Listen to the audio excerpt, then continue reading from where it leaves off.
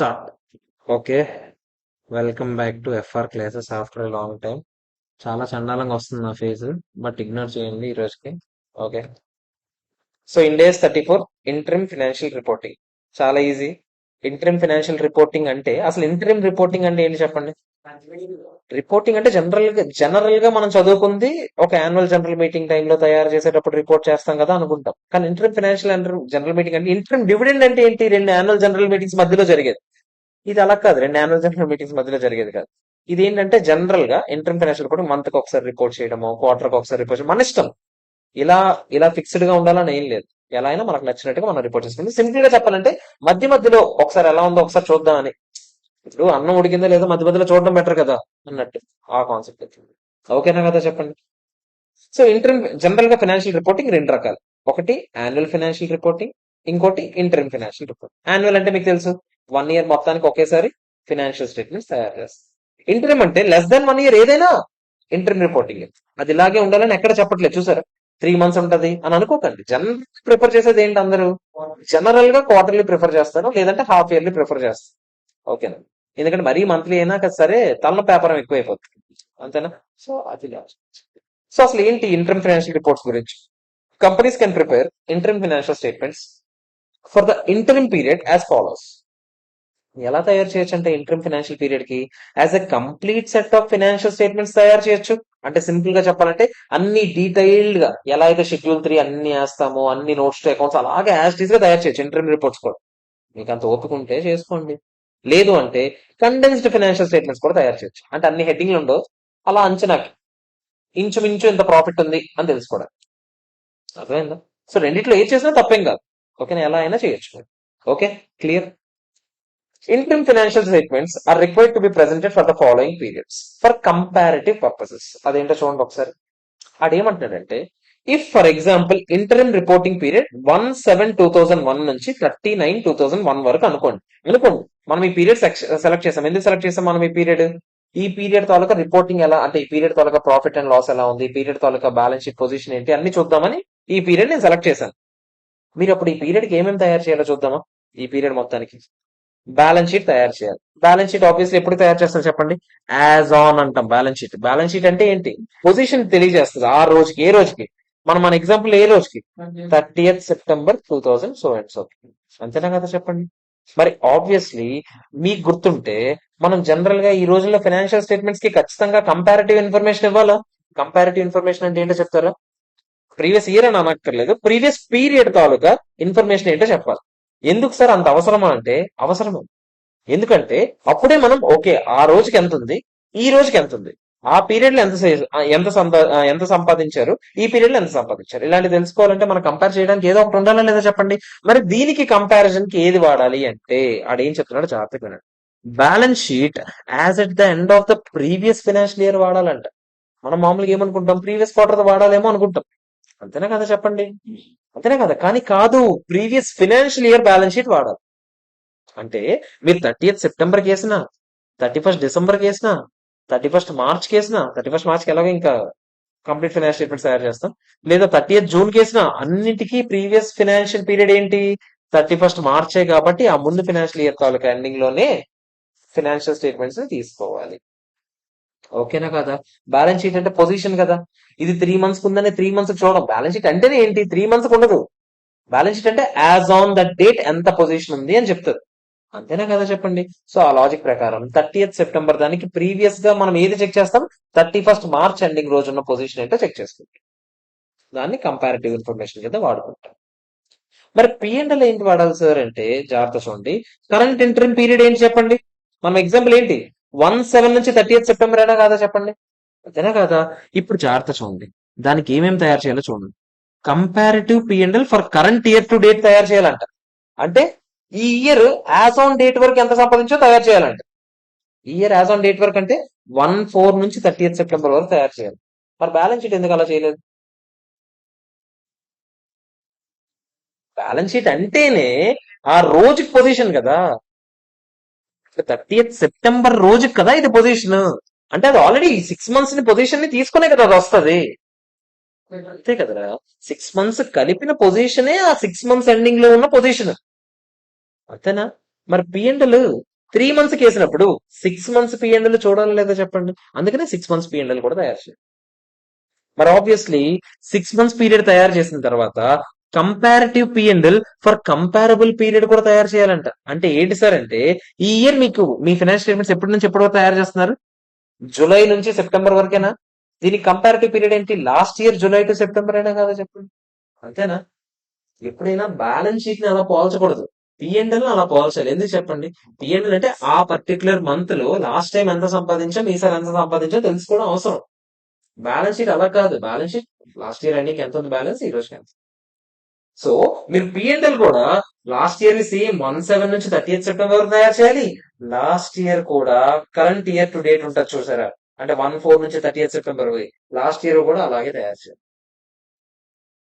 అర్థమైందా? ఓకేనా కదా? ఒకసారి నాకు జాగ్రత్త చెప్పండి. బ్యాలెన్స్ షీట్ అయితే 30th సెప్టెంబర్ గీసేటప్పుడు ఏ రోజు గీసినా బ్యాలెన్స్ షీట్ మీరు కంపేర్ చేయడానికి ఏ రోజు చూపించాలి? ప్రీవియస్ ఇయర్ ఎండింగ్, అంటే ఏంటి? 31st March. కానీ P&L అలా కాదు. P&L ఫస్ట్ ఒక పీరియడ్ గీసాను. ఏంటి ఆ పీరియడ్? మన ఎగ్జాంపుల్ లో 1st July నుంచి 30th సెప్టెంబర్. తర్వాత ఏం చేయాలని చెప్పాను? ఇయర్ టు డేట్ ఒకటి గీయాలా. ఇయర్ టు డేట్ ఏంటి? 1st April నుంచి 30th సెప్టెంబర్ ఈ ఇయర్. సేమ్ ఈ రెండు పీరియడ్స్ లాస్ట్ ఇయర్ కూడా చేయాలి. అర్థమైందా లేదా చెప్పండి? క్లియరా? ఓకేనా కాదా? ఓకే. తర్వాత అలాగే statement of changes in equity అంటే ఏంటి చెప్పండి? అదే షేర్ క్యాపిటల్ పెరిగిందా తగ్గిందా, కొత్తగా ఎన్ని షేర్స్ వచ్చాయి, పాతవి ఎన్ని వెళ్ళిపోయాయి, వీళ్ళ షేర్స్ రైట్స్ ఏమైనా మారాయా, ఇవన్నీ ఇందులో ఉంటాయి. చేంజెస్ ఇన్ ఈక్విటీ స్టేట్మెంట్ లో ఉంటాయి లేదా చెప్పండి? అది ఎప్పుడు గీయాలంట? 1/4 నుంచి 30th సెప్టెంబర్ వరకు గీయాలి. ఓకేనా? క్లియరా? అలాగే ఆబ్వియస్లీ దానికి కూడా ఏం చేయాలి చెప్పండి? కంపారిటివ్ స్టేట్మెంట్ లాస్ట్ ఇయర్ కూడా గీయాలా లేదా చెప్పండి? లాస్ట్ ఇయర్ లో ఇదే టైంలో ఏ పొజిషన్ ఉందో కూడా చూడాలి. ఇవన్నీ మన ఎగ్జాంపుల్, ఈ ఎగ్జాంపుల్ కే ఇవన్నీ. ఫస్ట్ ఏప్రిల్ నుంచి గీసాం. ఎందుకు ఏప్రిల్ నుంచి గీసామంటే ఇయర్ టు డేట్ కావాలి నాకు. డైరెక్ట్ గా statement of changes in equity గానీ లేకపోతే క్యాష్ ఫ్లో స్టేట్మెంట్ గానీ ఈ రెండు ఎప్పుడు గీయాలంటే ఇయర్ టు డేట్ గీయాలి. ఏ క్వార్టర్ అయినా నాకు సంబంధం లేదు. నేను చూసేది ఏంటంటే ఇయర్ టు డేటే గీయాలి. ఇయర్ టు డేట్ చూడాలి కాబట్టి మరి లాస్ట్ ఇయర్ ఇదే టైంలో ఇయర్ టు డేట్ ఎంతో కూడా చూడాలి. ఓకేనా కదా చెప్పండి? అయిపోయా ఫైనాన్షియల్ స్టేట్మెంట్స్? ఇంకెన్ని ఉంటాయి? మొత్తం ఫైనాన్షియల్ స్టేట్మెంట్స్ ఎన్ని చెప్పండి? 5. ఇందులో 5ది ఏంటి? Notes to accounts. Notes to accounts కి ఏముంది? బ్యాలెన్స్ షీట్ లో ఏమున్నాయో వాటికి నోట్స్ టు అకౌంట్స్ ఇస్తాం. అర్థమైందా లేదా చెప్పండి? ఓకేనా? నాకు చెప్పండి, ఇంటరిమ్ ఫైనాన్షియల్ స్టేట్మెంట్స్ తయారు చేద్దాం అనుకునే వాళ్ళు బ్యాలెన్స్ షీట్ ఏ పీరియడ్ అయితే గీస్తున్నారో ఆ పీరియడ్ తాలూకా ప్రీవియస్ పీరియడ్ ఏ రోజు చూడాలి? లాస్ట్ డే అదొకటి చూడాలా. Balance sheet close. P&L P&L కొంచెం జాగ్రత్తగా ఫస్ట్ ఈ పీరియడ్ చెక్ చేస్తాం, తర్వాత ఇయర్ టు డేట్ ఈ ఇయర్ లో చెక్ చేస్తాం, సేమ్ లాస్ట్ ఇయర్ లో ఈ రెండు డేట్స్ ని చెక్ చేస్తాం. Statement of changes in equity ఒకటి, క్యాష్ ఫ్లో స్టేట్మెంట్ ఒకటి డైరెక్ట్ గా ఏం చేస్తాము? ఇయర్ టు డేట్ గీస్తాం. లాస్ట్ ఇయర్ ఆబ్వియస్లీ కంపేర్ చేయడానికి కావాలి కదా. లాస్ట్ ఇయర్ క్లియరా? ఓకేనా కదా చెప్పండి? జాగ్రత్తగా వినండి. సార్ ఇప్పుడు ఇంటరిమ్ ఫైనాన్షియల్ స్టేట్మెంట్స్ తయారు చేస్తాం కదా, అసెట్స్, లైబిలిటీస్, ఇన్కమ్స్, ఎక్స్పెన్సెస్ అన్ని కూడా యాన్యువల్ ఫైనాన్షియల్ స్టేట్మెంట్స్ అప్పుడు ఎలా చేస్తాం అలాగే చేయాలంట. ఆబ్వియస్లీ ఆ పీరియడ్ ఏదైనా అసెట్ కొంటే అసెట్, ఆ పీరియడ్ ఏదైనా ఇన్కమ్ వస్తే ఇన్కమ్, ఆ పీరియడ్ ఎక్స్పెన్స్ అయితే ఎక్స్పెన్స్, అన్ని సేమ్ అలాగే. యాన్యువల్ ఫైనాన్షియల్ స్టేట్మెంట్స్ ఎలా తయారు చేస్తాం అలాగే ఆలోచించుకోవాలి. ఓకేనా? Clear. Any income earned or expense incurred in the interim reporting period, it should be recognized completely in the interim period in which they are earned or incurred. అంటే ఏంటి? ఎక్రూవల్ concept కాసేపు పక్కనెట్టాలి. ఎక్కడ? ఒక పీరియడ్ కి సంబంధించిన ఎక్స్పెండిచర్ ఏదైనా ఉంటే అది ఆ పీరియడ్ లోనే పూర్తిగా రికాగ్నైజ్ చెయ్యాలి, నెక్స్ట్ పీరియడ్ కి వెళ్ళకూడదు. ఎగ్జాంపుల్ జాగ్రత్తగా వినండి. Bad debts, sales promotion expenses, లేకపోతే డిప్రిసియేషన్. మామూలుగా ఏమనుకుంటా, సేల్స్ ప్రమోషన్ ఎక్స్పెన్స్ అంటే అడ్వర్టైజ్మెంట్ ఎక్స్పెన్స్ కదా, ఇయర్ మొత్తానికి కలిపి కదా. సో ఈ పీరియడ్ లో 3 months రికాగ్నైజ్ చేద్దాం, అలాంటివి లేవు. ఓకేనా? Depreciation, employee benefit expenses, interest కాస్ట్లు, అడ్మినిస్ట్రేషన్ ఖర్చులు, ఎక్సెప్షనల్ లాసెస్ కానీ ఇవన్నీ ఇన్కరింగ్ ఇన్ ఇంటరిమ్ పీరియడ్ అవి నిజంగా ఖర్చు అయినా ఖర్చు అవ్వకపోయినా ఆ పీరియడ్ లోనే రికాగ్నైజ్ చేయాలి. ఫుల్ ఇయర్ కాదు, ఆ పీరియడ్ ఆ పీరియడ్ లో రికాగ్నైజ్ చేసేది అంత. అంటే ఫర్ ఎగ్జాంపుల్ 1,00,000 ఖర్చు పెట్టావు, ఇయర్ మొత్తానికి కలిపది, అయినా కూడా నువ్వు 1,00,000 ఎక్కడ రికాగ్నైజ్ చేయాలి? ఆ పీరియడ్ లో రికాగ్నైజ్ చేసేయాలి. ఆ పీరియడ్ లో ఖర్చు పెట్టావు కాబట్టి. ఆ పీరియడ్ లో పెట్టిన ఖర్చు యాక్చువల్ గా కొంచెం నెక్స్ట్ పీరియడ్ కూడా సంబంధించింది అయి ఉండొచ్చు, అయినా నువ్వు పట్టించుకోవద్దు, డైరెక్ట్ గా ఆ పీరియడ్ లో రికాగ్నైజ్ చేస్తుంది. అర్థమైందా? మీకు బిట్ వస్తే ఇదే వస్తుంది. ఈ ఎగ్జాంపుల్ ఉందా, గుర్తుపెట్టుకోండి. ఇవన్నీ ఒక్కొక్కటి ఒక్కొక్క క్వశ్చన్ చూపిస్తాను మీకు. ఇన్కట్ అదే అంటున్నాను, ఖర్చు అయినా నిజంగా ఖర్చు అవ్వకపోయినా ఆ ఆ పీరియడ్ కి సంబంధించిన ఇన్కరెన్స్ ఏదైనా ఉంటే ఇప్పుడు మీకు చూపిస్తాను, ప్రాక్టికల్ గా ఎగ్జాంపుల్ చూపిస్తాను. ఓకేనా కదా చెప్పండి. These will not B differ to the upcoming interim periods in any case. వాటిని డిఫర్ చేయొచ్చా మనం? చేయకూడదు. ఓకేనా కాదా చెప్పండి, క్లియరా కాదా? అలాగే గుర్తుపెట్టుకోండి, ఇన్కమ్ ట్యాక్స్ ఎక్స్పెన్సెస్ సంబంధించి ఒక చిన్న పిల్లిపిత్ర అడ్జస్ట్మెంట్ ఉంటుంది, ఒకసారి జాగ్రత్త చూడండి. First interim reporting period, a period కి ఆ period income tax expense recognise చేయాలండి. కానీ మీరు ఏమంటారు, సార్ ఇన్కమ్ ట్యాక్స్ ఎక్స్పెన్స్ అంటే జనరల్ గా ఎప్పుడు ఖర్చు పెడతాం మనం? ఇయర్ కి ఒకసారి పెడతాము. మరి ఎలా సార్ రికాగ్నైజ్ చేయాలనేది డౌట్ అయినా కదా చెప్పండి. ఆడు ఏమంటున్నాడు, వెయిటెడ్ యావరేజ్ ట్యాక్స్ రేట్ వాడాలంట. సార్ అంటే ఏంటి సార్ అంటే, ఎక్కడో చూసినట్టు ఉంటుంది చూడండి. ఫస్ట్ ఎస్టిమేటెడ్ యాన్యువల్ ఇన్కమ్ ఎంత లెక్కెట్టాలి. ఎస్టిమేటెడ్ గా మీరు ఎంత సంపాదిస్తారు ఇయర్ మొత్తం. ఆబ్వియస్లీ ఎస్టిమేటెడ్ యాన్యువల్ ట్యాక్స్ వస్తుంది రాదా చెప్పండి, అంతేనా కాదా? యాన్యువల్ గా ఎంత సంపాదిస్తారు, యాన్యువల్ గా ట్యాక్స్ ఎంత కడతారు దాని మీద. ఆబ్వియస్లీ ఈ ట్యాక్స్ కట్టేది లెక్కెట్టేటప్పుడు last year carry forward loss అవన్నీ సెట్ ఆఫ్ చేసుకునే లెక్కెడతాం, అంతేనా కాదా? ఇప్పుడు కట్టాల్సిన అమౌంట్ వచ్చాక total tax divide by total income చేయాలండి. ఇప్పుడు ఏమొస్తుంది చెప్పండి, యావరేజ్ ట్యాక్స్ రేట్ వస్తుందా? ఎక్కడ చేస్తారు, గుర్తొచ్చిందా? కాదు, యూనిలాటరల్ రిలీఫ్, బైలాటరల్ రిలీఫ్ అని డీటీలో డబుల్ టాక్సేషన్ అవాయిడెన్స్ అగ్రిమెంట్ అప్పుడు చేస్తాం మనం. ఓకేనా, దానిలాగా సేమ్ ట్యాక్స్ రేట్ కనుక్కుంటాం కదా, యావరేజ్ ట్యాక్స్ రేట్ సేమ్ అదే చేస్తాం. వెయిటెడ్ యావరేజ్ ట్యాక్స్ రేట్ కడతాము ఫస్ట్. కట్టిన తర్వాత నెక్స్ట్ ఏం చేయాలంట, ఇప్పుడు ఆబ్వియస్లీ ఒక ట్యాక్స్ రేట్ వస్తుంది, ఎంత పర్సెంటేజ్. ఈ ఇయర్ ఇంకో ప్రాఫిట్ లాస్ వస్తుంది కదా, దాని మీద ట్యాక్స్ రేట్ అప్లై చేస్తాం. అంటే ఫర్ ఎగ్జాంపుల్ ఇయర్ మొత్తానికి కలిపి ఫర్ ఎగ్జాంపుల్ 15 లక్షలు సంపాదిస్తానని నా ఎస్టిమేషన్. 30% నాకు ట్యాక్స్ లేవనుకుందాం అంటే ఎంత చెప్పండి, 15 లక్షల మీద 4.5 అయినా ప్లస్ సెస్ కట్టాలా. 4.5 ప్లస్ 4% ఎంత, 4,50,000 ప్లస్ 4% ఎంత, 4,68,000 అనుకుందాం. ఓకేనా, divided by 15 lakhs. Average tax rate వస్తుందా, ఎంత చెప్తారా? 31.2% వచ్చిందా లేదా చెప్పండి. ఇప్పుడు మీరు ఏం చేయాలి, ఈ ఈ క్వార్టర్ లో ఫర్ ఎగ్జాంపుల్ నేను 4 లక్షలు సంపాదించాను అనుకో, మీరు ఏం చేయాలి, డైరెక్ట్ గా 4 లక్షల మీద 31.2% ఎంత, మీరు డైరెక్ట్ గా 1,24,800 తీసుకెళ్లి ఏం చేస్తారు, ఈ ఇయర్ ఎక్స్పెన్స్ కింద రికాగ్నైజ్ చేస్తారు. అర్థమైందా? ఓకేనా కదా చెప్పండి, క్లియర్. ఏ పీరియడ్ ఎక్స్పెన్స్ ఆ పీరియడ్ రికాగ్నైజ్. ఇన్కమ్ ట్యాక్స్ మాత్రం మీరు గుర్తుపెట్టుకోవాలి. ఇది కూడా మనం సమ్ చేస్తాం కదా, మీకు క్లియర్ గా. Sir estimated annual tax zero వచ్చింది అనుకోండి, ఒకవేళ ఎస్టిమేటెడ్ యాన్యువల్ ఇన్కమ్ జీరో రావడం వల్ల, then WATR will not be calculated. Tax rate as given in the question will be used for, ఇది మరీ బట్టిగా ఒకవేళ ఒకవేళ ఇన్కమ్ ట్యాక్స్ అమౌంట్ జీరో వచ్చింది అనుకోండి, ఓకేనా, ఎస్టిమేటెడ్ యాన్యువల్ ఇన్కమ్ ఒకవేళ జీరో అయింది అనుకుందాం, ఓకేనా, అప్పుడు ఏం చేయాలి, నేను క్వశ్చన్ చూపిస్తాను, మరి ఇది బట్టి పట్టేసినట్టు. ఆ క్వశ్చన్ చూపించడం మీకు చెప్తాను ఈ పాయింట్, ఓకేనా. ఈ పాయింట్ ఒకటి డిఫరెంట్ ట్యాక్స్ రేట్స్ ఉంటాయి. డిఫరెంట్ ఫైనాన్షియల్ ఇయర్స్ లో 2 డిఫరెంట్ ట్యాక్స్ రేట్స్ ఉన్నాయి. ఒక ఇంటర్ పీరియడ్ ఏమో ఒక ఫైనాన్షియల్ ఇయర్ లో పడుతుంది, ఇంకో ఇంటర్ పీరియడ్ ఏమో ఇంకో ఫైనాన్షియల్ ఇయర్ లో పడుతుంది. ఇప్పుడు ఏం చేయాలి సార్, అది ఏమంటున్నాడంటే WATR will not be calculated, applicable tax rate a period ఆ పీరియడ్ ట్యాక్స్ రేట్ వాడి చేసుకోవాలి. అంటే ఇప్పుడు మన అకౌంటింగ్ పీరియడ్ ఫైనాన్షియల్ ఇయర్ ఒకలాగే ఉండాలని రూల్ లేదు కదా. నా accounting period for example 1 July నుంచి 30th జూన్ వరకు ఉందనుకుందాం, ఓకేనా. 1 జూలై నుంచి ట్యాక్స్ రేట్ ఒకలాగా ఉంది, 1 ఏప్రిల్ నుంచి ట్యాక్స్ రేట్ ఒకలా ఉంది అనుకుంది. ఉండొచ్చు కదా, ఛాన్స్ ఉందా లేదా చెప్పండి. ఇప్పుడు interim reporting tax rates, income tax ప్రకారం ట్యాక్స్ రేట్స్ మారిపోతాయి లేదా చెప్పండి, అంతేనా కాదా. ఆడేమంటున్నాడంటే ఏ పీరియడ్ కి ఆ ట్యాక్స్ రేట్ వాడుకోండి, అప్పుడు ఈ డబ్ల్యూఏటిఆర్ కాన్సెప్ట్ లేవు ఆడుతాం. క్లియరా, అంటే ఒక దగ్గర 25 ఉంది, ఇంకో దగ్గర 30 ఉంది, ఏ పీరియడ్ లో ఎంత ట్యాక్స్ రేట్ ఉందో ఆ ట్యాక్స్ రేట్ వాడుకొని చేసుకోండి. ఓకేనా, క్లియర్. ఒకటి గుర్తుపెట్టుకోండి, ఇంటర్మ్ ఫైనాన్షియల్ రిపోర్టింగ్ వల్ల ఏది అది ఫైనల్ రిపోర్టింగ్ కాదు. అయితే దేన్ని తయారు చేస్తారు, ఇదంతా జస్ట్ ఇంటర్నల్ పర్పస్ కోసం, ఒక అంచనాగా ఎంత జరుగుతుంది, ఏం జరుగుతుంది. Clear.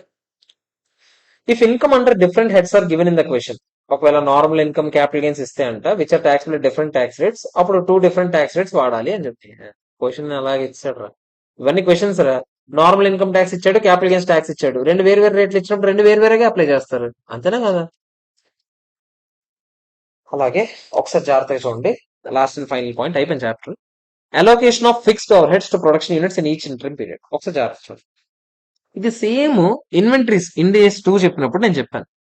Fixed over heads general గా మనం ఎప్పుడైనా సరే on the basis of normal production బట్టి ఎస్టిమేట్ చేస్తారు. ఫిక్స్డ్ ఓవర్ హెడ్స్ అంటే ఏంటి? ఇయర్ మొత్తానికి కలిపి ఎంతో కొంత కట్టే గోడౌన్ రెంట్లు ఇలాంటివి ఏమైనా ఉంటాయా లేదా చెప్పండి. ఇయర్ మొత్తానికి లీజ్ పేమెంట్లు ఉంటాయా లేదా? అంతేనా కదా చెప్పండి రా. వాటిని అంటే జనరల్ గా first on the basis of normal production units or actual production units whichever is higher calculate చేయాలి యాజ్ పర్ ఇండేస్ 2. మీకు గుర్తుందా ఇండేస్ 2? ఇండేస్ 2 లో నేను మీకు ఏం చెప్పానంటే, అరే ఫర్ ఎగ్జాంపుల్ 10 లక్షలు రా ఫిక్స్డ్ ఓవర్ హెడ్స్. లాజిక్ వినండి. నార్మల్ గా నా కెపాసిటీ 5 lakhs రా, 5 lakh యూనిట్స్ రా. మీరు ఎంత ఎస్టిమేట్ చేస్తారు చెప్పండి? పర్ యూనిట్ కి ఎంత ఖర్చు అవుతుందని అనుకుంటున్నారు? 2 రూపీస్ అనేది మీ ఎస్టిమేషన్, అంతేనా కదా చెప్పండి. ఇప్పుడు ఫర్ ఎగ్జాంపుల్ నాకు నిజంగా 4 lakh యూనిట్స్ తయారయ్యాయి అనుకోరా. 4 lakh యూనిట్స్ తయారయ్యాయి అనుకో. నేను ఒక్కొక్క దానికి ఇంటూ 2 రూపీస్ వేసాను అనుకో. 4 lakh ఇంటూ 2 రూపీస్ ఏమవుతుంది చెప్పండి? 8 lakhs అవుతుంది. అంటే యాక్చువల్ గా ఖర్చు అయింది 10 lakhs, అబ్జార్బ్ చేసుకుంది ఎంత? 8 lakhs. మిగతా 2 lakhs అబ్నార్మల్ గా ఖర్చు అయినట్టు. ఎవరి వల్ల ఖర్చు అయింది అబ్నార్మల్ ఖర్చు? నీ వల్లే. 5 lakh యూనిట్స్ తయారు చేయాల్సింది నువ్వు ఎన్ని యూనిట్స్ తయారు చేసావు? 4 lakh. నీ చేతకాంతనం వల్ల 2 lakhs తక్కువైంది కాబట్టి, 2 lakhs ఎక్స్ట్రా ఖర్చు అయింది కాబట్టి ఈ 2 lakhs తీసుకెళ్లి పిఎన్ఎల్ లో చూపిస్తుంది. అంతేగాని ఒకవేళ ఫర్ ఎగ్జాంపుల్ ఇప్పుడు 6 lakh యూనిట్స్ తయారు చేశాడు అనుకుందాం. అప్పుడు మీరు ఓవర్ యాక్షన్ చేసి 6 lakhs ఇంటూ 2 ఎంత? 12 lakhs కదా. ఇప్పుడు ఇందాకలైతే చేతకంతనం, ఇప్పుడు నా పనితనం 12 lakhs ఏమో రికాగ్నైజ్ చేస్తాను, 2 lakhs ఇన్కమ్ ట్యాక్స్ లో అదే పిఎన్ఎల్ లో క్రెడిట్ సైడ్ వేస్తానంటే అవుతుందా? అవ్వదు. అదేమంటున్నాడు? Normal capacity or actual capacity whichever is హయ్యరే వాడాలి. హయ్యరే వాడాలి కాబట్టి ఇక్కడ 2 రూపీస్ వాడకూడదు. మీరు ఇక్కడ మళ్ళీ కొత్తగా క్యాలిక్యులేట్ చేయాలి. ఎలా క్యాలిక్యులేట్ చేయాలి తెలుసా? 10 lakhs డివైడెడ్ బై 5 lakhs చేయకూడదు, 6 lakhs చేయాలి. ఎంత చెప్తారా? 1.67 అయినా కదా చెప్పండి. మీరు 1.67 యూస్ చేసి అబ్జర్వ్ చేయాలి. అప్పుడు ఏమవుతుంది చెప్పండి? 6 lakhs ఇంటూ 1.67 ఆబ్వియస్లీ ఎంత వస్తుంది? 10 lakhs వస్తుంది. అంతేనా కదా చెప్పండి. సో 10 lakhs అబ్జర్వ్ కూడా చేస్తుంది. సింపుల్ గా చెప్పాలంటే లాజిక్ ఏంట్రా అంటే, ఎక్కువ అబ్జర్వ్ చేయకూడదు, తక్కువ అబ్జర్వ్ చేసినా పర్లేదు. తక్కువ అబ్జర్వ్ చేస్తే మిగతా ఖర్చును తీసుకెళ్ళి ఎక్కడ వేస్తాము? అబ్నార్మల్ లాస్ లో వేస్తాం. కానీ ఎక్కువ అబ్జర్వ్ మాత్రం చేయొచ్చా? చేయకూడదు. ప్రుడెన్స్ కాన్సెప్ట్ ఓకేనా కదా చెప్పండి. క్లియర్? ఓకేనా కాదా? ఇది ఇండేస్ 2 లో మనం క్లియర్ గా మాట్లాడాం. ఇక్కడ మళ్ళీ అంత డిస్కస్ చేయమా. ఓకేనా? సో అదే చెప్తున్నాడు. ఒకవేళ fixed overheads allocated to actual production units, absorb fixed overheads ఎలా లెక్కెడతామో చెప్తున్నాడు. Unabsorb fixed overheads balancing figure అంతా అన్అబ్జార్బ్ ఫిక్స్డ్ ఓవర్ హెడ్స్ అవుతాయి. అవన్నీ చెప్తున్నాడు. ఇది మనం క్యాలిక్యులేషన్ చూస్తేనే మనకు క్లియర్ గా అర్థం. ఓకే, ఇది మ్యాటర్. ఓకేనా? అయిపోయింది చాప్టర్. Q&Aకి వెళ్దాం మనం. Q&A డిస్కస్ చేస్తే క్లియర్ గా అయిపోయినట్టే. Part 1 part 2? 2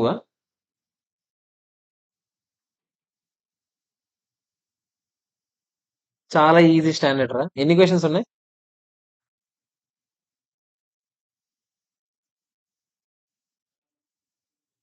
ఎన్ని? మొత్తం సెకండ్ బుక్ ఉన్నట్టుందిగా.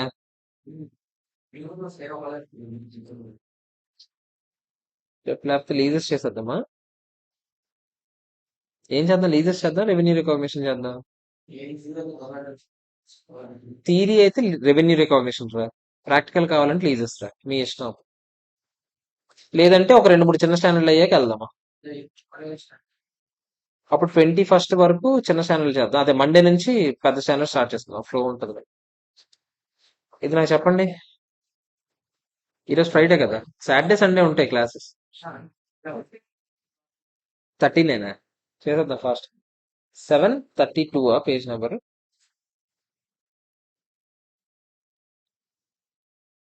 ఇండేస్ 12 అయిపోయిందరా ఇన్కమ్ ట్యాక్స్.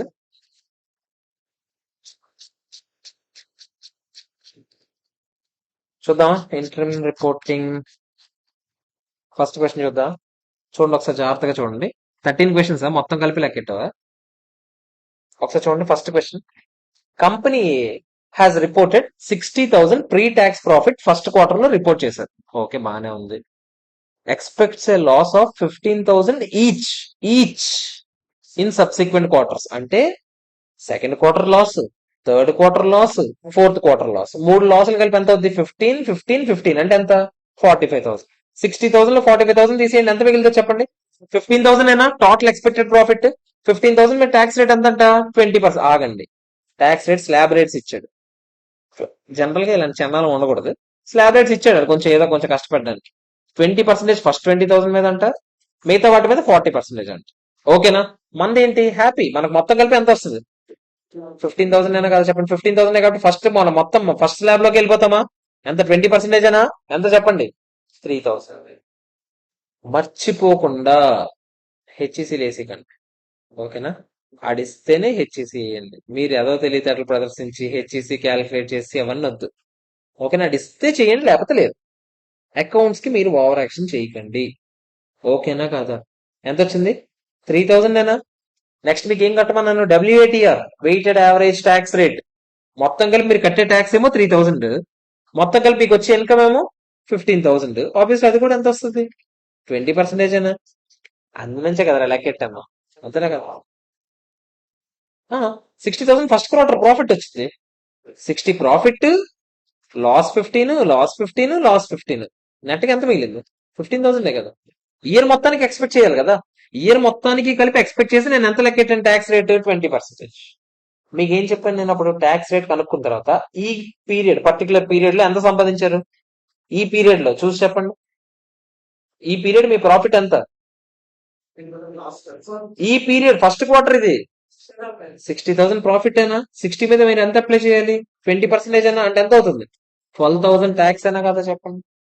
నెక్స్ట్ క్వార్టర్స్ నుంచి ట్యాక్స్ ఎక్స్పెన్స్ రివర్స్ అవుతుంది. ఎంత వేసి రివర్స్ అవుతుంది? 333. మొత్తానికి ఇయర్ మొత్తానికి ఎంత అవుతుంది అప్పుడు? 12 - 9 ఎంత? కరెక్ట్ అయినా? సరిపోయిందా? ఓకేనా కదా చెప్పండి. అదే పెద్ద బ్రహ్మ విద్యం కాదురా బాబు. మామూలుగా లెక్కెట్టి ఏ క్వార్టర్ ఆ క్వార్టర్ రికగ్నిషన్. అర్థమైందా లేదా చెప్పండి? క్లియరా కాదా? సెకండ్ వన్ చూద్దామా? ఒకసారి చూడండి second. ABC limited presents interim financial report quarterly. బానే ఉంది. క్యారీ ఫార్వర్డ్ లాస్ ఎంత ఉందంట? 600 lakhs. క్యారీ ఫార్వర్డ్ లాస్ అంటే సెట్ ఆఫ్ చేసుకోమని చెప్పాను కదా నేను. Okay. For which deferred tax asset create చేయలేదు అంట. ఓకే, బానే ఉంది. ఇంకా ABC earns 900 lakhs in each quarter ending on 30th June, 30th September, 31st December, 31st March. అంటే మొత్తం 900 into 4 అంటే ఎంత చెప్తారా? 3,600 lakhs. అంతేనా? లాస్ట్ ఇయర్ లాస్ ఉందా? ఎంత ఉంది క్యారీ ఫార్వర్డ్ లాస్? అంటే నెట్ గా ప్రాఫిట్ ఎంత చెప్తారా? దీని మీద ఇన్కమ్ ట్యాక్స్ రేట్ ఎంత? ఏం చెప్పాడు? 40% అయినా ఎంత చెప్తారా? 40%. 1,200 అయినా కాదా చెప్పండి? 1,200 అయినా? 1,200 అయినా కాదా చెప్పండి? నెక్స్ట్ మీకు ఏం చెప్పాను నేను? వెయిటెడ్ యావరేజ్ ట్యాక్స్ రేట్ జాగ్రత్తగా చెప్పండి. 1,200 డివైడ్ బై ఏం చేయాలి చెప్పండి? 3,600 చేయాలి. టోటల్ ఇన్కమ్ చేయాలి. Set off loss set off income కి ఏమైనా సంబంధం ఉందేంటి? మీరు ఆలోచించండి. 3,600 మీ ఇన్కమ్, అది ఇంపార్టెంట్. ఇది మీరు సెట్ ఆఫ్ చేసుకున్న దేనికి? ట్యాక్స్ క్యాలిక్యులేషన్ కోసం. అర్థమైందా? మీ ఇన్కమ్ 3,600 కదా. అంతేనా కదా చెప్పండి? సో 1,200 డివైడ్ బై 3,600 ఎంత చెప్తారా? 33.33% అయినా కాదా? ఫస్ట్ క్వార్టర్ లో మీరు సంపాదించింది అంత 900. 900 మీద ఎంత లెక్కెట్టాలి? 33.33% ఎంత చెప్తారా? 300 అయినా కదా చెప్పండి? 300 లెక్క 4 క్వార్టర్స్ లో రికగ్నైజ్ చేస్తే మొత్తం కలిపి ఎంత అవుతుంది చెప్పండి? సరిపోయిందా లేదా? 1,200. ఒకవేళ మీరు గనక ఇందాక పప్పులో కావాల్సి ఉంటే ఏం జరుగుండే చెప్పండి? ఇక్కడ 1,200 వేసి ఉండేవాళ్ళు, ఇక్కడ 3,000 వేసి ఉండేవాళ్ళు. ఏమవుతుంది చెప్పండి? 1,200 డివైడ్ బై 3,000 40% వచ్చేది. ప్రతి క్వార్టర్ మీరు ఎంత సంపాదిస్తారు చెప్పండి? 900 సంపాదిస్తున్నారు. 900 ఇంటూ 40% ఎంత చెప్పండి? 360 వేసేవాళ్ళు. 360 ఇంటూ 4 ఎంత అయ్యేది చెప్పండి? 1440. ఎక్కడైనా ఉందా మనకి? లేనే లేదు. సో జాగ్రత్తగా చూసుకోవాలి. ఉమ్.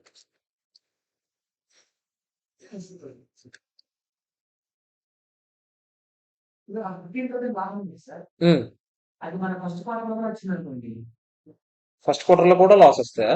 అప్పుడు ఏం చేయాలి నేను చెప్తాను. అది నేను చెప్తాను. అదే మొత్తం ట్యాక్స్ జీరో అయిపోయినట్టే కదా సింపుల్ గా చెప్పాలంటే.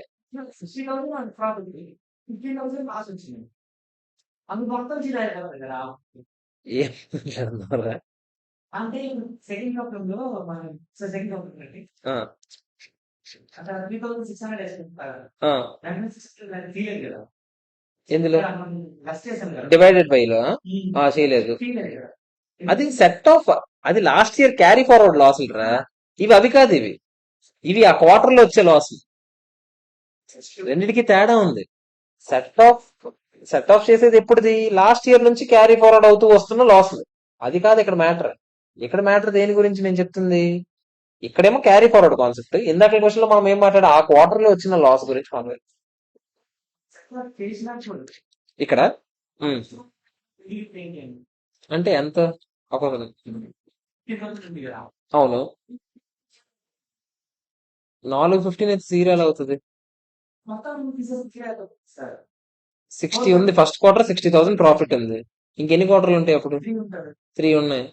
3కి 15 వేసాం అనుకో, 20 వేసాం అనుకుందాం, అప్పుడు జీరో అయిపోయింది అనుకో, అప్పుడు ఏం చేయాలి నేను చెప్తాను అంటున్నాను. అందుకే ట్యాక్స్ ఎక్స్పెన్స్ జీరో అయితే ఏం చేయాలి నేను చెప్తాను.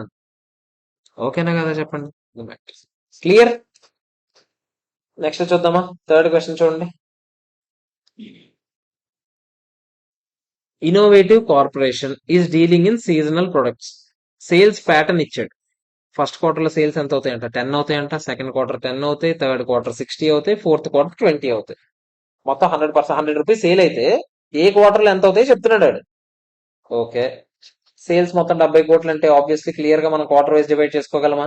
అలాగే ఏ వేటి వాటికి ఇచ్చాడు. మీకు గుర్తుంటే ఈ మూడు మీకు ఏం చెప్పాను, పీరియడ్ పట్టించుకోకూడదురా, ఈ మూడు ఎప్పుడు ఖర్చు అయితే అప్పుడు రాసేయాలని చెప్పాను, అంతేనా. దాని గురించి ఏమైనా చెప్పాడేమో చూద్దాం. ICPL while preparing interim financial report first quarter తయారు చేస్తున్నప్పుడు అంట ఇట్ వాంట్స్ టు డిఫర్ 16 కోట్లు థర్డ్ క్వార్టర్ కి వేద్దాం అనుకుంటున్నారంట. ఎందుకంటే థర్డ్ క్వార్టర్ లో సేల్స్ ఎక్కువ ఉన్నాయి కదా, అందుకే థర్డ్ క్వార్టర్ లో ఎక్స్పెండిచర్ కూడా ఎక్కువ ఉండాలని అంటున్నారట. అలాంటివన్నీ మనం చూస్తాము. సేల్స్ ఎక్కువ ఉన్నాయని ఎక్స్పెండిచర్ ఎక్కువ వేయడం. మీకు ఏం చెప్పాను, ఎక్స్పెండిచర్ యాజ్ అండ్ ఇన్కమ్ మీరు ఏం చేయాలి, ఏ సీరియల్ అయితే చెప్పండి. అలాంటప్పుడు ఫస్ట్ క్వార్టర్ లో సేల్స్ ఎంత, ఇది ఇచ్చాడు. First quarter sales 30th June కి సేల్స్ ఎంత, 70 కోట్లు అండి. అడిచ్చింది ఫస్ట్ క్వార్టర్ ఇన్ఫర్మేషన్. అర్థమవుతుందా, ఫస్ట్ క్వార్టర్ ఇన్ఫర్మేషన్ కాబట్టి నేను ఏం చేస్తాను చెప్పండి, 70కి 70 వేసేస్తాను. సేల్స్ ఓకేనా కదా చెప్పండి, ఓకేనా కదా. మీకు ఇవన్నీ ఏం చెప్పాను చెప్పండి, ఇలాంటి ఓవర్ యాక్షన్ ఏమైనా చేయొచ్చా, చేయకూడదు. ఎప్పుడు ఖర్చు అయితే అప్పుడు ఏసీఆర్ లేదా చెప్పండి, 25, 12, 4 వేసేయడమే. అంతేగాని థర్డ్ క్వార్టర్ లో సేల్ ఎక్కువ ఉంది, 60% సేల్ అప్పుడే అవుతుంది కదా అని అడ్వర్టైజ్మెంట్ తీసుకెళ్ళి అక్కడ ఎక్కువ వేస్తానంటే అవుతుందా, అవ్వదు. మూడు తీసేయండి, ఎంత అవుతుంది, 70 నుంచి ఆ మూడు తీసేయండి, 70 నుంచి 41 తీస్తే ఎంత, 29 అయినా అయిపోయింది ఆన్సర్, అంతే. అలా చేయకూడదని చెప్పాలి అంతే. Income and expense should be recognized as and when they are end and income respectively. Seasonal incomes when they occur. Therefore argument వాళ్ళు చెప్తుంది కరెక్టా అంటే రాంగ్, అయిపోయింది ఆన్సర్. అమౌంట్ ఇంపార్టెంట్, నోట్ రాయాలి, ఖచ్చితంగా రాయాలి. అర్థమైందా లేదా చెప్పండి, ఎవరికైనా ఏమైనా డౌట్. ఈజీయేనా. ఫోర్త్ వన్ చూద్దామా, జాగ్రత్తగా చదవాలి. ఫిక్స్డ్ ప్రొడక్షన్ ఓవర్ హెడ్స్ ఎంత అవుతున్నాయంట, 10,000. నార్మల్ ఎక్స్పెక్టెడ్ ప్రొడక్షన్, నార్మల్ గా ఎక్స్పెక్ట్ చేస్తుంది ఎంత అంటే 2000 మెట్రిక్ టన్స్. మీకు గుర్తుందా, నార్మల్ కెపాసిటీ ఇస్తాడా, normal capacity or actual capacity whichever is higher వాడాలి పర్ యూనిట్ కాస్ట్ కనుక్కోవడానికి, అంతేనా. It is considered that there are no quarterly variations ఏం లేవు. నార్మల్ ఎక్స్పెక్టెడ్ ప్రొడక్షన్ ప్రతి క్వార్టర్ కి ఎంత అంట, క్వార్టర్లీ నార్మల్ కెపాసిటీ ఎంత అంట 500. ఇయర్ మొత్తానికి 2000 కదా, క్వార్టర్ కి ఎంత అంట 500. ఫస్ట్ క్వార్టర్ లో 400 అయింది, second quarter, third quarter, fourth quarter ఇచ్చాడు. మీరు ఎలా అలాట్ చేస్తారు అని అడుగుతున్నాడు. మీరు నాకు చెప్పండి, నేను మీకు ఏం చెప్పాను, ఫస్ట్ క్వార్టర్ లో ముందు మీరు ఎంత ఖర్చు అయింది చెప్పండి. క్వార్టర్ మొత్తం ఫైనాన్షియల్ ఇయర్ కి ఎంత, 10,000. అంటే క్వార్టర్ కి ఎంత చెప్తారా, అది ఆడే ఇచ్చాడు కూడా కదా. మామూలుగా 2500. ఎంత అబ్జర్వ్ చేయాలి చెప్పండి ఫస్ట్ క్వార్టర్ లో, మీకు చెప్పాను. పర్ యూనిట్ రేట్ ఎలా కనుకుంటా చెప్పండి, 2500 divide by normal capacity or actual capacity. Normal capacity ఎంత, 500 మెట్రిక్ టన్స్. యాక్చువల్ కెపాసిటీ ఎంత, 400 metric tons. Which ever is hire అంటే ఎంత, 2500 డివైడ్ బై 500 ఎంత, 5 రూపీస్ అయినా కదా చెప్పండి. 5 రూపీస్ లెక్క అబ్జార్బ్ చేస్తే ఎన్ని యూనిట్స్ తయారు చేశాను, 400 యూనిట్స్ అయినా. 400 ఇంటూ 5 ఎంత, 2000 అయినా, 2000. మరి 2500 ఖర్చు అయితే 2000 అబ్జర్వ్ చేస్తాం, మిగతా 500 ఏమవుతుంది చెప్పండి. Unallocated fixed production overheads expense కింద రికాగ్నైజ్ చేసేయాలి P&L అకౌంట్. ఓకేనా. ఈ 2000 ఇన్వెంటరీ కాస్ట్ లోకి వెళ్తుంది, ఇన్వెంటరీ తాలూకు వాల్యుయేషన్ లోకి వెళ్తుంది. అర్థమైందా లేదా. సేమ్ మళ్ళీ సెకండ్ క్వార్టర్ చెక్ చేద్దామా. సెకండ్ క్వార్టర్ మళ్ళీ ఏం చెప్పండి, 600 ఉంది యాక్చువల్ కెపాసిటీ. మనం అప్పుడు ఏం చేయాలి, 2500 డివైడ్ బై 600 అయినా ఎంత చెప్తారా, దీంతోనే అబ్జర్వ్ చేయాలి. ఇంటూ 600 చేస్తే ఆబ్వియస్లీ ఎంత వస్తుంది? 2500 వస్తుంది. అంతేనా కదా చెప్పండి. ఆబ్వియస్లీ 25 అబ్జర్వ్ చేసేస్తే ఏదది యాక్చువల్ ప్రొడక్షన్. ఇక్కడ ఆగండి. ఇక్కడ అసలైన కాన్సెప్ట్ ఉంది. ఒకసారి లిఖిత్ ఈ ఛార్జింగ్ పెట్టు. ఇక్కడ అసలైన కాన్సెప్ట్ ఉంది. మీరు ఏ క్వార్టర్వి ఆ క్వార్టర్ అలా కంపేర్ చేసుకుంటూ పోకండి. మీరు ఇక్కడ మీకు చూస్తే ఇందాక మన కంటెంట్ బుక్ లో అది మీకు చెప్పినా అక్కడ అర్థం కాదు. ఒకసారి ఇక్కడ చూడండి. అక్కడ అర్థం కాదు, ఇప్పుడు అర్థం అవుతుంది. ఇక్కడ మీరు చూస్తే ఇయర్ టు డేట్ కి చెక్ చేయాలి, ఇయర్ టు డేట్ కి చెక్ చేయాలి. నువ్వు సాగు కొడుతున్నాడా లేదా చెప్పండి. అంటే మీరు సెకండ్ క్వార్టర్ మళ్ళీ ఏం చేయాలి తెలుసా? ఇయర్ టు డేట్ మొత్తం ఖర్చు ఎంత అయిందో లెక్కెట్టాలి. Year to date first quarter లో ఎంత అయింది చెప్పండి? Fixed overheads 2500. Second quarter లో 2500. మనం ఏం చెక్ చేయాలి? ఇయర్ టు డేట్ చెక్ చేయాలి. అంటే 6 months కలిపి ఎంత అయింది చెప్పండి? 5000 అయిందా ఖర్చు? ఖర్చు ఓకేనా? ఎవరికైనా ఏమైనా డౌట్ ఉందా ఖర్చు విషయంలో? Year to date normal capacity ఎంత చెప్పండి?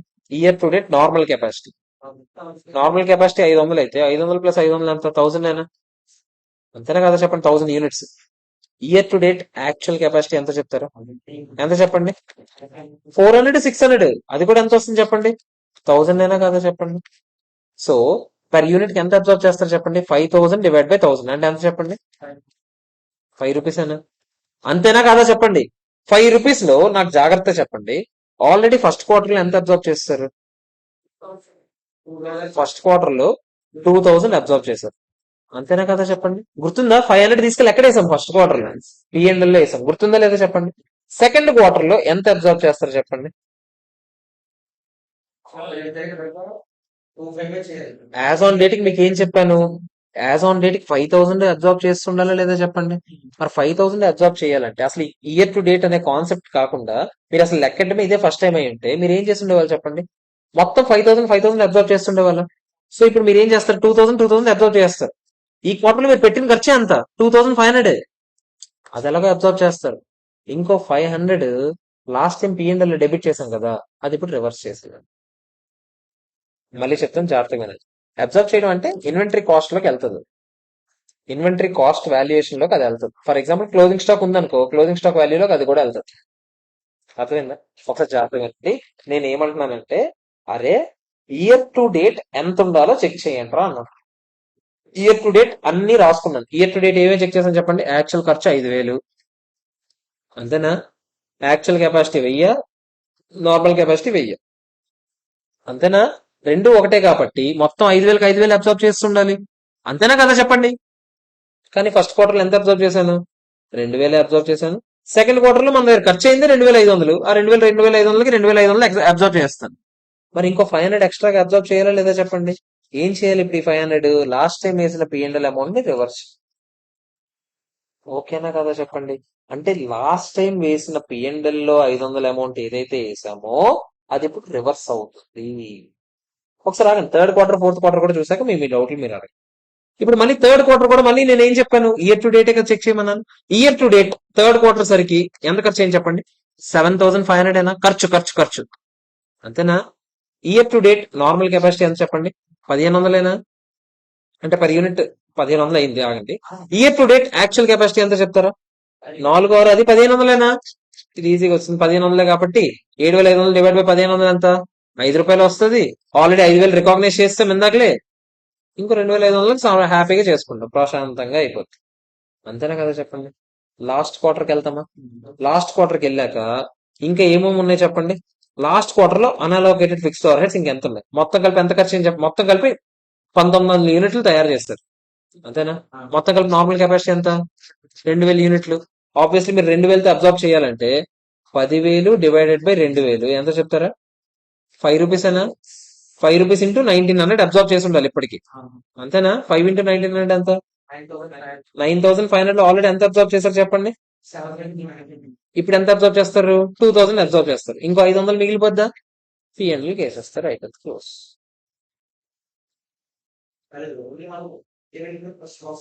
ఇదంతా ఇయర్లీ అయితే హ్యాపీనే, ఒకేసారి చేస్తారు. ఓకేనా కదా చెప్పండి? అంతే.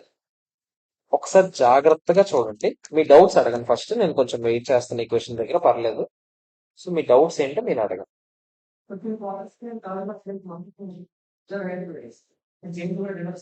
చెప్పలేం. థర్డ్ క్వార్టర్ లో మళ్ళీ అన్ని రివర్స్ చేయాల్సి రావచ్చు. ఇక్కడ థర్డ్ క్వార్టర్ తెగిపోయింది క్లియర్ గా. సెట్ అయిపోయింది, అక్కడికి సెట్ అయిపోయింది.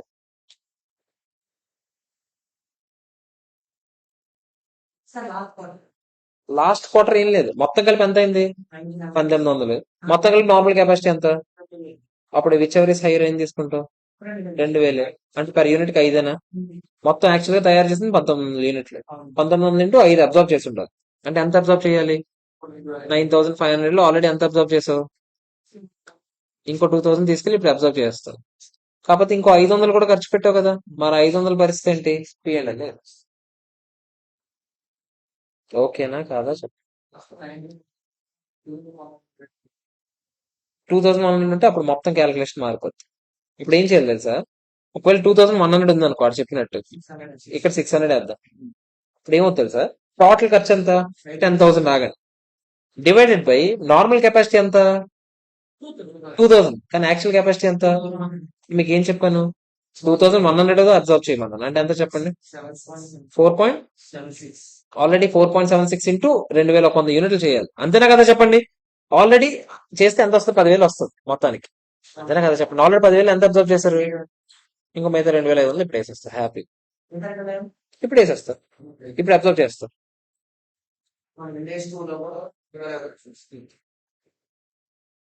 ఓకేనా కాదు?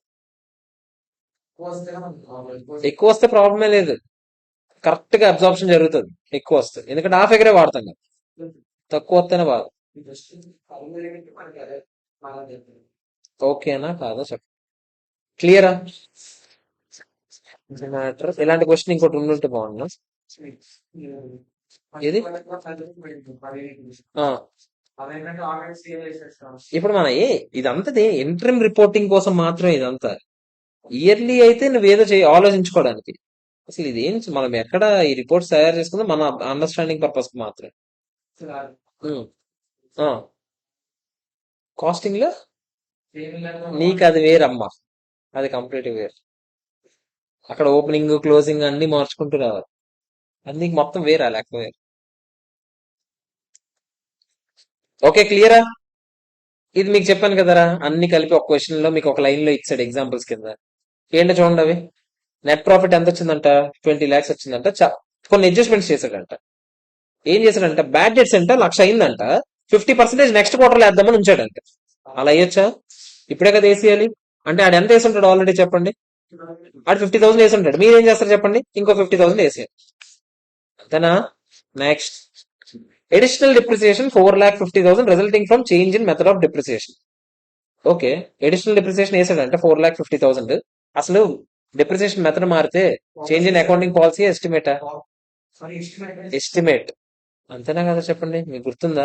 ఓన్లీ డిప్రిసియేషన్ గురించి మనం అంత డిస్కషన్ చేసాం లేదా చెప్పండి? ఆడు కరెక్ట్ గానే వేసాడు, 4,50,000 మైనస్ చేయాలి చేశాడు. దానికి మనం ఎందుకు ఇంకేం చేయడం?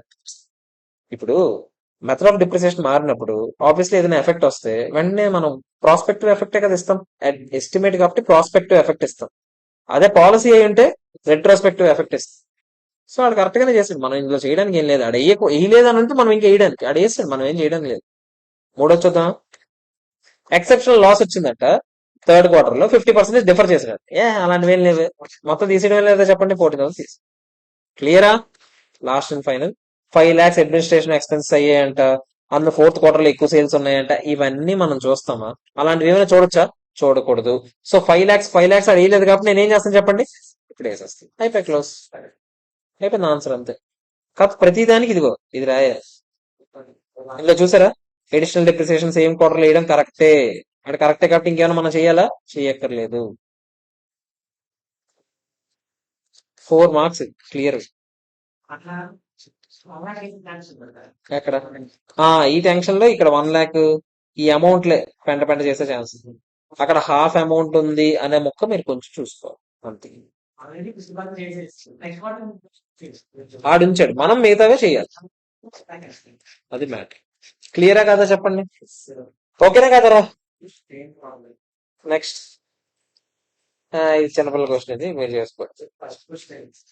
ఇది చూడండి ఒకసారి.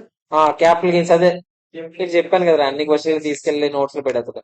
డిఫరెంట్ ట్యాక్స్ రేట్స్ ఉన్నప్పుడు డిఫరెంట్ గా అప్లై చేస్తాం లేదా చెప్పండి? అదేంటో చూడండి ఒకసారి. ఎస్టిమేటెడ్ యాన్యువల్ ఇన్కమ్ ఎంత అంట 33 లక్షలు. అందులో క్యాపిటల్ గెయిన్స్ 8 లక్షలు ఉంది. సెపరేట్ చేసేద్దామా? 25 లక్షలేమో వేరే వేస్తాం, 8 లక్షలేమో వేరే వేస్తాం.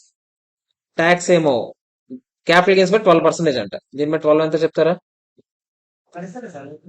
ఇస్తారు ఆడే. మీరేం అలాంటివి తెలివితేటలు వాడకండి అయ్యా. 96,000 ఓకేనా? తర్వాత 25 lakhs పరిస్థితి చెప్పండి. స్లాబ్లు ఇచ్చాడు. ఫస్ట్ 5 lakhs మీద 30% అంట. 5 lakhs మీద 30% 1,50,000 అనా? ప్లస్ మిగతా దాని మీద ఎంత? 20 lakhs మీద 40% అంటే ఎంత? మొత్తం కలిపి ఎంత? అంతేనా కదా చెప్పండి. జాగ్రత్త చెప్పండి. ఫస్ట్ క్వార్టర్ లో ఎంత? ముందు మనం 9,50,000కి యావరేజ్ రేట్ కడతామా లేదా చెప్పండి. యావరేజ్ రేట్ ఎలా కడతాం చెప్పండి. 9,50,000 డివైడ్ బై 25 lakhs ఎంత చెప్తారా? ఇది ఒక ట్యాక్స్ రేట్, ఇది normal tax rate. Capital gains కి యావరేజ్ ట్యాక్స్ రేట్ ఎంత? 12 వస్తుంది. ఒకటే ఉంది కదా, అంతేనా? ఇప్పుడు జాగ్రత్త చూడండి. ఫస్ట్ క్వార్టర్ లో 7 lakhs సంపాదించావు, అందులో క్యాపిటల్ గెయిన్స్ లేదు. అప్పుడు ఆ 7 lakhs మీద నువ్వు ఏ ట్యాక్స్ రేట్ అప్లై చేయాలి చెప్పండి. 38%. ఎంత చెప్తారా? ఎంత? 2,66,000 అయినా. సెకండ్ క్వార్టర్ లో ఎంత సంపాదించాడు? 8 lakhs. దాని మీద కూడా ఏం క్యాపిటల్ గెయిన్స్ లేదు. మొత్తం ఎంత వేస్తారు చెప్పండి. 38%. ఎంత చెప్తారా? 3,04,000. అంతేనా? కానీ థర్డ్ క్వార్టర్ లో అంట 12 lakhs లో 8 lakhs క్యాపిటల్ గెయిన్స్ ఉందంట. మనం ఏం చేయాలి చెప్పండి. 8 lakhs మీద ఏమో 12% చేస్తారు, మిగతా 4 lakhs మీదే 38% చేస్తారు. మొత్తం కలిపి వెయ్యాలి అయ్యా, మొత్తం కలిపి వెయ్యాలి. ఓకేనా? మొత్తం ట్యాక్స్ ఎక్స్పెన్సే, మర్చిపోకండి. లాస్ట్ క్వార్టర్ లో ఒకటే ఉంది, దానికి మొత్తం కలిపితే మీకు ఈ రెండు కలిపి రావాలి. చెక్ చేయండి. 9,50,000 ప్లస్ 96,000 ఎంత? 10,46,000 అయినా. చెక్ చేయండి ఇప్పుడు ఎంత ఉంది ఇక్కడ. ఆ, అదే ఇక్కడ మ్యాటర్. ఖచ్చితంగా అర్థమైందా? అదే పెద్ద వింతేం కాదు ఈ చాప్టర్. దరిద్రం కూడా చాప్టర్ ఇది. చిన్నపిల్లల క్వశ్చన్లు అన్నీ ఉంటాయి, జాగ్రత్త చూసుకోవాలి కాబట్టి. అర్థమైందా లేదా చెప్పండి. క్లియర్? మూడో దానికి వెళ్దామా? ఇది అడిగాడు కదా క్వశ్చన్, డౌట్. అదే 0 అయిపోతే ఏంటి పరిస్థితి చూడండి ఒకసారి. 1,50,000 ఫస్ట్ క్వార్టర్ లో వచ్చింది, మిగతా 3 క్వార్టర్లు 50 లాస్ వస్తాడు. అప్పుడు ఆటోమేటిక్ గా టోటల్ ట్యాక్స్ ఎక్కడితే ఏమవుతుంది చెప్పండి. 0 అయిపోతుంది. మీకు ఏం చెప్పాను నోట్స్ లో, మీకు గుర్తుంటే 0 వస్తే పట్టించుకోద్దురా, ఏ క్వార్టర్ ఆ క్వార్టర్ మామూలుగా వేసి అంటారు అని చెప్పాను. అప్పుడు క్వార్టర్లీ రేట్ మామూలుగా రేట్ ఎంత ఇచ్చాడు? 30% కదా. మీరు ఏం చేస్తారు తెలుసా? 1,50,000 ఇంటూ 30% ఎంత చెప్పండి. 45 ఫస్ట్ క్వార్టర్. నెక్స్ట్ 3 క్వార్టర్లో -15, -15, -15 ఆటోమేటిక్ ఏమవుతుంది? 0 అయిపోయింది ఆన్సర్. అంతే. మీరు ఏం కష్టపడకండి. 0 వస్తే మీరు కళ్ళు మూసుకొని డైరెక్ట్ గా రేట్ ఎంత ఉందో ఆ రేట్ అప్లై చేసేయండి. ఏంటి ఏంటి ఇస్తాడు క్వశ్చన్ లో? ఏదైనా ఇన్కమ్ ట్యాక్స్ రేట్ ఆడిస్తాడు. ఒకటి మీరు అజంప్షన్ తీసుకోవడానికి అసలు కాన్సెప్టే లేదు ఇక్కడ. ఆడిస్తాడు, చేయగలం మీరు. ఓకేనా? ఏమీ కష్టపడకండి, కళ్ళు మూసుకొని అది వేసి అలా కనుక్కోకండి అంటున్నది. ఆడు ఇవ్వలేదు, ఆడు ఇచ్చాడు. ఇచ్చాడు కాబట్టి మనం కనుక్కుందాం. చెక్ చేయండి ఒకసారి.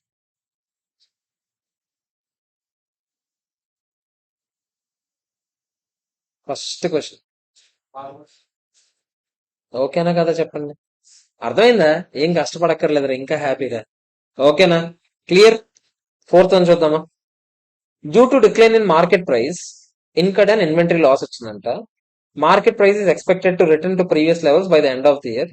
At the end of the year decline has not been reversed. ఇప్పుడు లాస్ ఎప్పుడు రికార్డ్ చేయాలంటే మీకు ఏం చెప్పాను? ఏ క్వార్టర్ లో వచ్చింది ఆ క్వార్టర్ లో రికార్డ్ చేసేయాలి, లేదా ఎప్పుడు వచ్చింది లాస్? సెకండ్ క్వార్టర్ అయినా కదా చెప్పండి. అప్పుడు ఏ ఏ ఇంటర్మ్ పీరియడ్ లో చూపించాలి? సెకండ్ క్వార్టర్ లో చూపించాలి. అంతేనా కదా? అయిపోయింది ఆ క్వశ్చన్. అంతే. నెక్స్ట్ చూద్దామా. మీకు చెప్పాను కదా, రెండు డిఫరెంట్ డిఫరెంట్ ట్యాక్స్ రేట్స్ ఉన్నా కూడా వెయిటెడ్ యావరేజ్ లెక్కట్టుద్దరా అని చెప్పాను. ఏ క్వార్టర్ ఆ క్వార్టర్ అప్లై చేసుకోమన్నా. ఇది ఎప్పుడు year end, accounting year end 31st December అంట. మామూలు ట్యాక్స్ ఇయర్ ఎండింగ్ ఎప్పుడు? 31st March. అంతేనా? ఆ 31st మార్చ్ 2019 వరకు 25% ట్యాక్స్ రేట్ ఉంది. ఆ తర్వాత నుంచి ఎంత అయింది? 30 ఉంది. సో మీరు ఏం చేయాలి చెప్పండి. ఫస్ట్ క్వార్టర్ ఒక్కదానికి 25% చేస్తారు, మిగతా 3 క్వార్టర్లు ఎంత వేస్తారు చెప్పండి. 30 వేస్తారు. ఇప్పుడు ఆడిది 1st జనవరితో స్టార్ట్ అయ్యి 31st డిసెంబర్ తో ఎండ్ అవుతుంది. 31st మార్చ్ వరకు రేట్ ఏమో 25% ఉందంట. ఈ 3 క్వార్టర్ల రేట్ ఎంత ఉందంట? 30 ఉందంట. మీరు ఏం చేస్తారు? ఓవర్ యాక్షన్ చేయకుండా 25 అప్లై చేసుకోండి, 30 అప్లై చేసుకోండి. అర్థమైందా లేదో చెప్పండి. చెప్పండి మీ డౌట్స్ ఏంటో చూసుకోండి. ఇందులో డౌట్ ఏంటో చెప్పండి.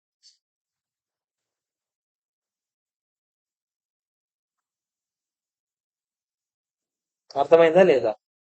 మీకు జీరోలు వచ్చినా, ట్యాక్స్ రేట్లు మారినా ఓవర్ యాక్షన్ చేయకుండా హ్యాపీగా వేసేయండి అనుకున్నాను. అర్థమైందా?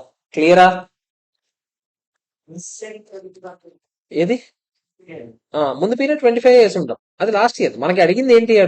2019 ఇయర్ మొత్తానికి సంబంధించి ఏం చేయాలో చూపించండి అన్నాడు.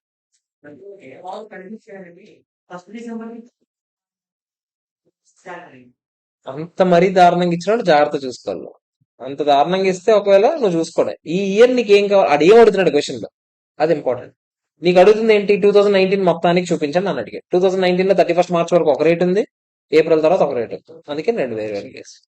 ఓకేనా? ఏమన్నా అన్నారు? లాస్ట్ క్వశ్చన్ ఇంకొంది. ఇక్కడ 2 ఉన్నాయా? ఇది ఫిక్స్డ్ ప్రొడక్షన్ ఓవర్ హెడ్స్ ఒకటి వచ్చింది. ఓకే, ఇది డైరెక్ట్ క్వశ్చన్. అదే ఇప్పుడు చేశాం కదా, bad debts, sales promotion expense, additional depreciation, extraordinary loss. Same points అయినా కదా చెప్పండి. మీకు చెప్పాను కదా క్వశ్చన్ వస్తే అదే వస్తుంది అని. ముందు ఇంకా 2 క్వశ్చన్లు ఉన్నాయి, ఇదేంటో చూసి అక్కడికి వెళ్దాం.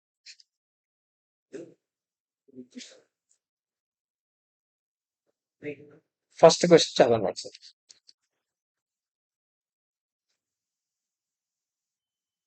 ఒక్క నిమిషం రా. Hello hello. ఓకే, ఏమంటున్నారు చూడండి. పీక్యూఆర్ లిమిటెడ్ ఏమంటున్నాడు? Is preparing its interim financial statements for the third quarter కి వేస్తున్నామంట. How the following transactions and events should be dealt with while preparing its interim financials. Employer contribution to government sponsored insurance funds that are assessed on an annual basis. Employer contribution ఎంత ఉందంట? Okay. During Q1, Q2 larger amounts of payments for this contribution has been made. Q3 లో minor payments చేసామంట. ఓకేనా? Contribution is made up to a certain maximum level of earnings per employee, and hence for higher income employees maximum income reaches before year end. Okay, అది ఏమంటున్నాడు మనకు అసలు? ఎలా చూపించాలి అని అడుగుతున్నాడు, అంతేనా? మీకు ఏదైనా ఏం చెప్పాను నేను మీకు? ఫస్ట్ ఒకసారి ఆగండి. ఇక్కడ ఆడు ఏమంటున్నాడంటే, ఇది ఒక్కట, ఈ పాయింట్ ఒకసారి చూడండి, కొంచెం వెరైటీ పాయింట్. ఎంప్లాయర్ కాంట్రిబ్యూషన్ చేస్తున్నాం. గవర్నమెంట్ స్పాన్సర్డ్ ఫండ్స్ అంటే ఈఎస్ఐలు, ఈపీఎఫ్లు, అలాంటి వాటికి ఎంప్లాయీ కాంట్రిబ్యూషన్ ఉంటుంది, ఎంప్లాయర్ కాంట్రిబ్యూషన్ కూడా ఉంటుంది లేదా చెప్పండి. ఇది యాన్యువల్ గా ఒకసారి లెక్కెడతారంట. లెక్కెట్టి Q1, Q2 larger amount of payments for this contribution were made, while during Q3 minor amounts చేస్తామంట. Since contribution is made up to a certain maximum level of earnings per employee, and hence for higher income employees maximum income అంటే maximum income ఎంత ఉంటుందో అంతవరకే మనం contribution, ఎంత income వరకే contribution మనం ఇస్తామని ఉంటది. సో అందువల్లే బిఫోర్ ద ఇయర్ ఎండే వాళ్ళ కాంట్రిబ్యూషన్స్ అన్ని చేసేస్తాము. సో అందుకే థర్డ్ క్వార్టర్ కి, ఫోర్త్ క్వార్టర్ కి వచ్చేసరికి పెద్దగా కాంట్రిబ్యూషన్స్ చేయడానికి ఏమి ఉండవు అని చెప్తున్నాడు. ఈపీఎఫ్లకి, ఈఎస్ఐలకి ఎంప్లాయర్ కాంట్రిబ్యూషన్ ఉంటుంది. Employer contribution up to certain level వరకే ఉంటుంది క్యాలిక్యులేషన్. ఆ క్యాలిక్యులేషన్ ప్రతి ఎంప్లాయీకి ఇయర్ ఎండ్ కన్నా ముందే రీచ్ అయిపోవడం వల్ల ప్రతి ఎంప్లాయీకి ఫస్ట్ క్వార్టర్, సెకండ్ క్వార్టర్ లో బీభత్సంగా మనం కాంట్రిబ్యూట్ చేస్తాము employer contribution. Third, fourth quarter లో పెద్దగా ఏం చేయమంటాం. అదే అక్కడ జరుగుతుంది. ఓకేనా? ఇక్కడ ఒకసారి జాగ్రత్తగా చూడండి. ఇక్కడ ఇఫ్ ఎంప్లాయర్ కాంట్రిబ్యూషన్ క్లియర్ గా ఏం చెప్పాడు? యాన్యువల్ బేసిస్ లో అసెస్ చేస్తున్నామని చెప్పాడా లేదా చెప్పండి. యాన్యువల్ కి ఎంత కట్టాలో లెక్కెట్టుకొని దాన్ని బట్టి చేస్తాం. ఇది సేమ్ ఎలా ఉంది చెప్పండి? ఇన్కమ్ ట్యాక్స్ లాగానే ఉందా లేదా? ఇయర్ కి ఒకసారి లెక్కెట్టి దాని మీద కట్టేది ఏంటి? జనరల్ గా ఇన్కమ్ ట్యాక్స్ లాగానే ఉందా లేదా చెప్పండి. మరి అలాంటప్పుడు ఇన్కమ్ ట్యాక్స్ మనం ఏం చేస్తున్నాం చెప్పండి? మొత్తం కట్టి ఎస్టిమేటెడ్ గా వెయిటెడ్ యావరేజ్ రేట్ కట్టి ప్రతి క్వార్టర్ దేని దానికి రికాగ్నైజ్ చేసుకుంటామా లేదా? సేమ్ ఇక్కడ కూడా మీకు అదే చేయాలి. Employee related expense estimate average rate ఒకటి కట్టుకుంటారు. Even the large portion of payments first లో జరిగినా కూడా మనం ఏం చేస్తాం? యావరేజ్ రేట్ కనుక్కొని ఆ రేట్ ప్రకారం వేసుకుంటాం. అంటే ఒక ఎంప్లాయీకి ఫర్ ఎగ్జాంపుల్ 10 లక్షలు సంపాదించే వాడికి 30,000 కాంట్రిబ్యూట్ చేస్తున్నాం అనుకోండి. మీరు లెక్కెట్టాలంట 30,000 డివైడెడ్ బై 10 లక్షలు ఎంత రేట్ వస్తుందా? ప్రతి క్వార్టర్ శాలరీ ఉంటుందా? ఆ శాలరీ బట్టి ఆ క్వార్టర్ ఎంత రికాగ్నైజ్ చేయాలి అంత రికాగ్నైజ్. అర్థమైందా లేదా చెప్పండి? ఎందుకంటే ఏదైనా అసెస్డ్ ఆన్ యాన్యువల్ బేసిస్ అని ఇచ్చినప్పుడు మీరు అదే చేయండి. ఇన్కమ్ ట్యాక్స్ లాగానే చూసుకోండి. క్లియరా? ఓకేనా కదా చెప్పండి. ఓకే, రెండో పాయింట్ ఉంది కదా, అదేంటి చదవండి.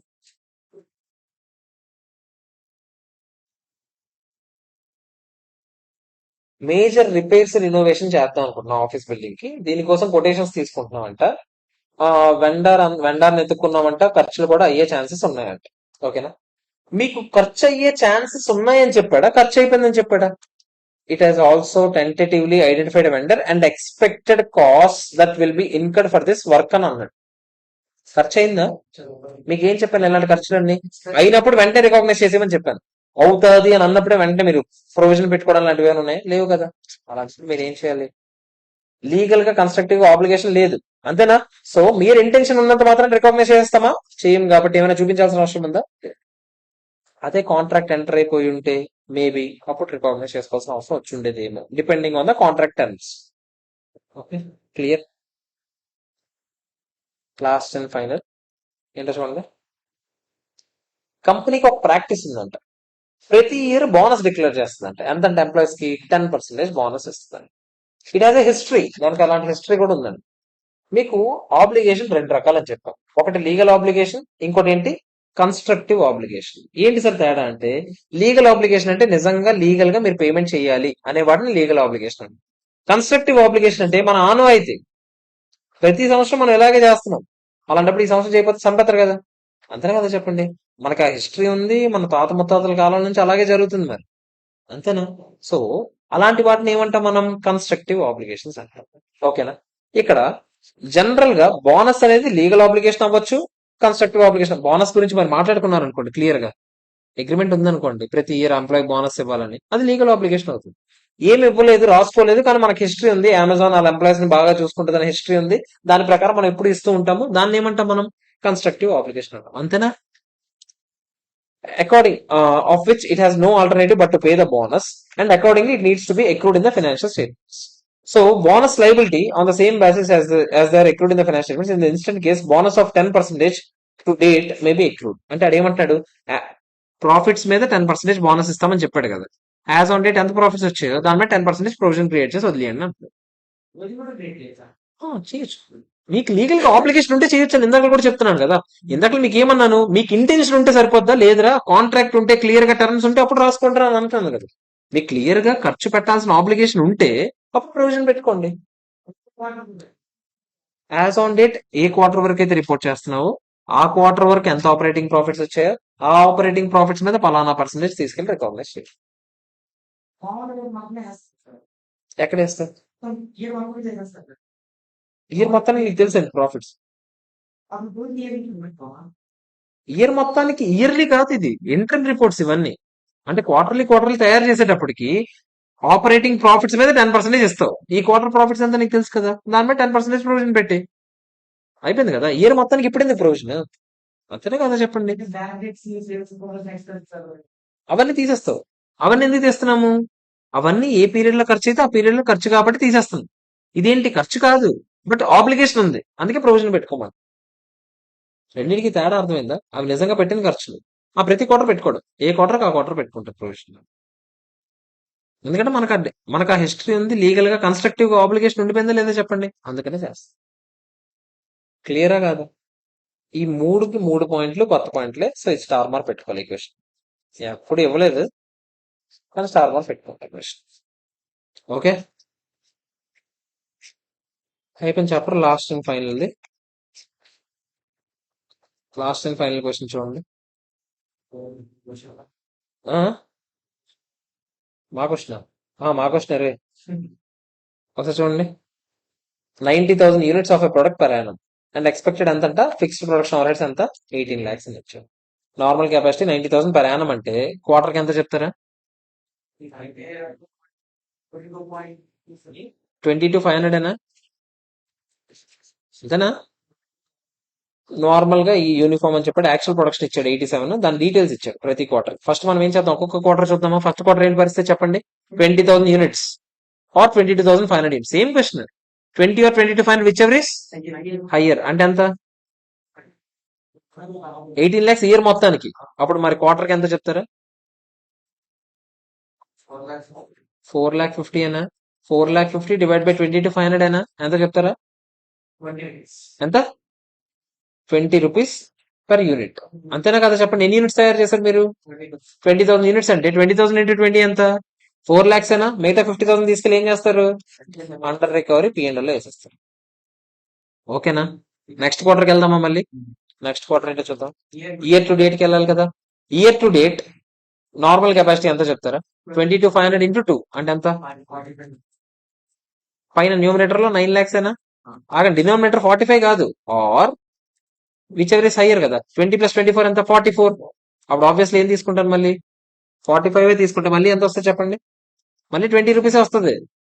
అంతేనా? 20 per యూనిట్ అబ్జర్వ్ చేసుకోండి. 24,000 ఇంటూ 20 ఎంత చెప్తారా? ఆగండి, సారీ, యాజ్ ఆన్ డేట్ ఎంత అయింది? 44,000 కదా అయింది యాజ్ ఆన్ డేట్. 44,000 ఇంటూ 20 ఎంత చెప్తారా? 8,80,000లో ఆగండి. 8,80,000లో ఆల్రెడీ ఫస్ట్ క్వార్టర్ లో ఎంత రికాగ్నైజ్ చేస్తాము? 4 lakhs రికాగ్నైజ్ చేస్తాం. అంతేనా? సెకండ్ క్వార్టర్ లో మిగతా 4,80,000 రికాగ్నైజ్. సెకండ్ క్వార్టర్ లో మన దగ్గర ఎంత ఉంది? 4,50,000 ఉంది రికాగ్నైజ్ చేయడానికి. అంతేనా కదా చెప్పండి? మరి అప్పుడు ఏం చేయాలి చెప్పండి? 4,50,000 ఈ ఇయర్ రికార్డ్ చేసుకుంటాము, ఈ క్వార్టర్ది. లాస్ట్ క్వార్టర్ తాలూకు 30 ఇప్పుడు ఏం చేస్తాం చెప్పండి? రివర్స్ చేస్తాం. ఇంకా 20 ఉంది అనబ్జార్బ్. ఇంకా 20 ఉంది అనబ్జార్బ్. మీకు గుర్తుంటే లాస్ట్ క్వార్టర్ లో అనబ్జార్బ్డ్ ఎంత మిగిలిపోయింది? 50 మిగిలిపోయిందా? 50లో నేను ఈసారి మొత్తం వాడుకోగలిగానా? వాడుకోలేకపోయినా. ఇందాక క్వశ్చన్ లో తేలిపోయింది ఈజీగా, ఇప్పుడు తేలలేదు. ఓకేనా? ఒకసారి చెక్ చేద్దాం సెకండ్ క్వార్టర్ వరకు. ఇంకా 20,000 ఉండిపోయిందా లేదా చెప్పండి? ఓకేనా? క్లియరా కదా చెప్పండి?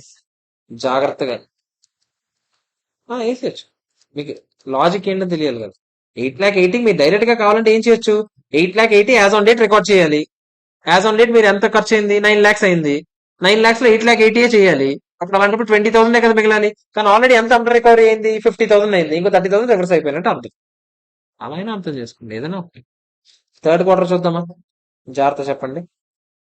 థర్డ్ క్వార్టర్ కి ఖర్చు ఎంత? 13,50,000. అంతేనా? ఇయర్ టు డేట్ ఖర్చు డివైడెడ్ బై నార్మల్ కెపాసిటీ ఎంత? 67,500. ఆర్ యాక్చువల్ కెపాసిటీ ఎంత చూస్తామా? 20, 24, 23 ఎంత? 67,500 ఎగ్జాక్ట్ గా. అంతేనా? అంటే దాని అర్థం ఏంటి చెప్పండి? మొత్తానికి మొత్తం రికార్డ్ అయిపోతే లేదా? అంటే last year under recovery record ఏమవుతుంది చెప్పండి? 0 అయిపోద్ది. ఓకేనా? Okay, clear. లాస్ట్ క్వార్టర్కి వెళ్ళేసరికి ఎంత అయింది? 19,500. ముందు మామూలుగా యావరేజ్ గా ఒక యూనిట్ కి ఎంత? 20 రూపీస్. ఆగండి, ఇది మొత్తం ఎంత చెప్తారు? ఈ టోటల్ ఎంత చెప్తారా? 20 + 24 + 23,500 + 19,500. ఆబ్వియస్లీ అప్పుడు నేను ఏం చేయాలి చెప్పండి? 18 lakhs divided by 87 or 90 whichever is higher. అంటే ఏం తీసుకుంటాను? 90,000 ఏనా? 20 ఏనా? 20 per యూనిట్ ఇంటూ 87,000 ఎంత చెప్తారా? 17 lakh. ఇంకా ఎంత మిగిలింది? ఆ 60,000 ఎక్కడికి వెళ్తుంది? Under recover. ఓకేనా కదా చెప్పండి? సో 60,000 లాస్ట్ క్వార్టర్ లో తీసుకెళ్లి ఏం చేస్తారు? Under will be expensed off by way of charge to P&L. అర్థమైందా లేదా? ఆపేస్తాను. ఇది 8 marks ఇచ్చుంటాడు మరి. అది పోయినట్టుంది క్వశ్చన్ అనుకుంటా, నాకు గుర్తులేదు. అప్పుడు ఇండెక్స్ 34 ఎందుకు వదిలిపోయినా మరి ఎందుకు వదిలిస్తాను? దీని మీద కాన్సన్ట్రేట్ చేశాను, ఈ క్వశ్చన్స్ మీద. ఆ క్వశ్చన్ ఈజీ క్వశ్చన్ మీరు చూసుకోండి. ఓకేనా? అది మ్యాటర్. క్లియర్? ఫ్రంట్లో అయిపోయారు. క్లోజ్. Okay, bye friends. ఒక నిమిషం. Friends, have a nice day.